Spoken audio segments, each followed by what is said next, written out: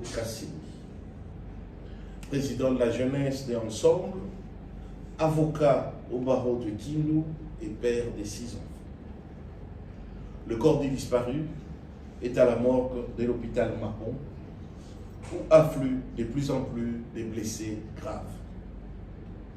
Parmi ces blessés, on relève les directeurs des campagnes adjoints du Premier ministre Matata Ponyo, M.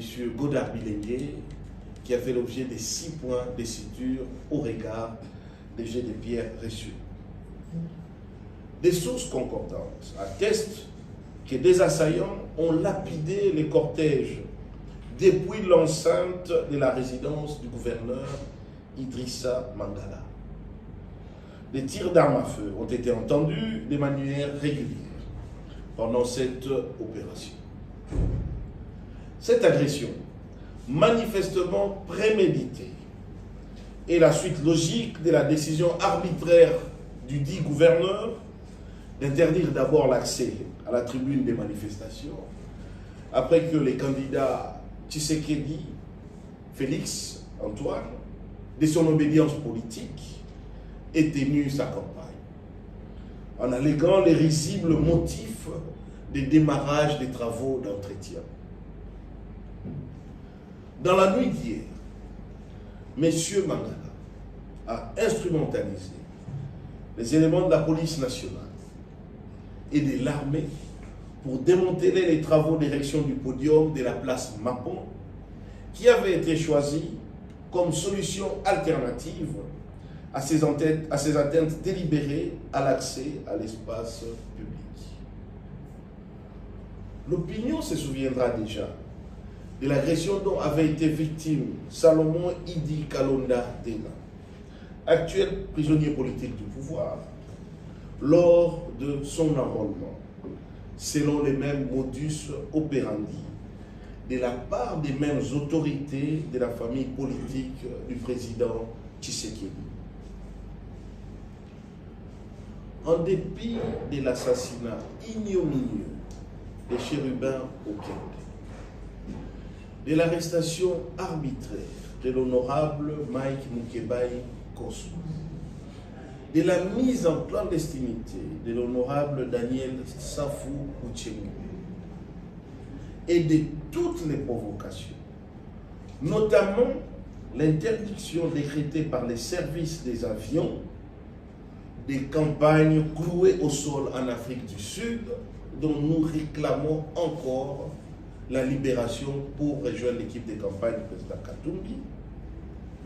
Moïse Katumbi et sa famille politique demeurent attachés aux valeurs de paix, de démocratie, de liberté et de vivre ensemble inscrites dans notre Constitution.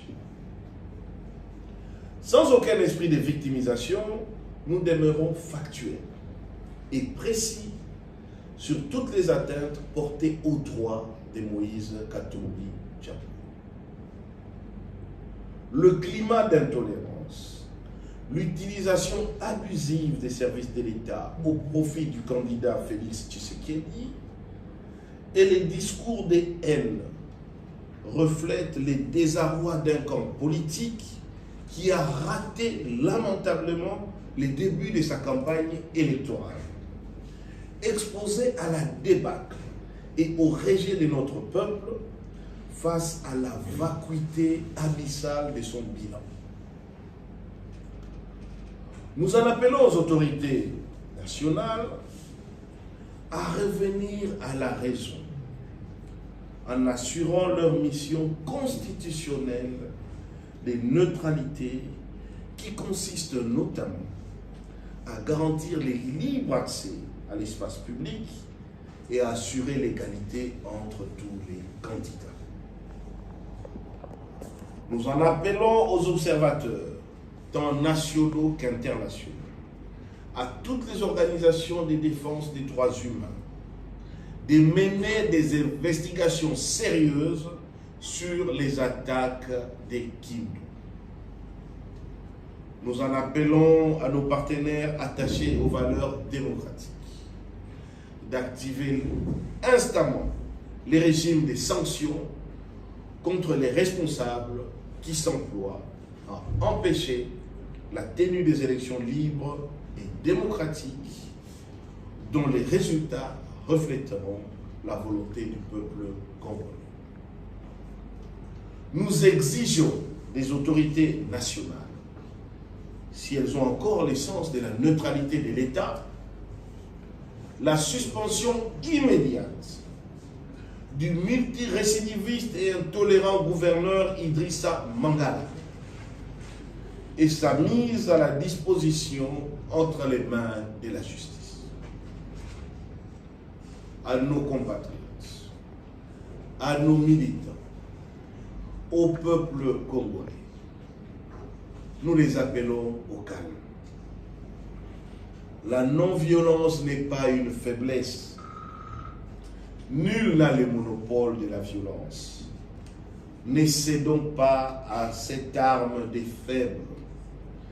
Elle constitue aujourd'hui les derniers recours d'un régime aux abois et sans bilan, en proie à la peur de voir le peuple lui reprendre le pouvoir. Je vous remercie. Voilà, on va passer à la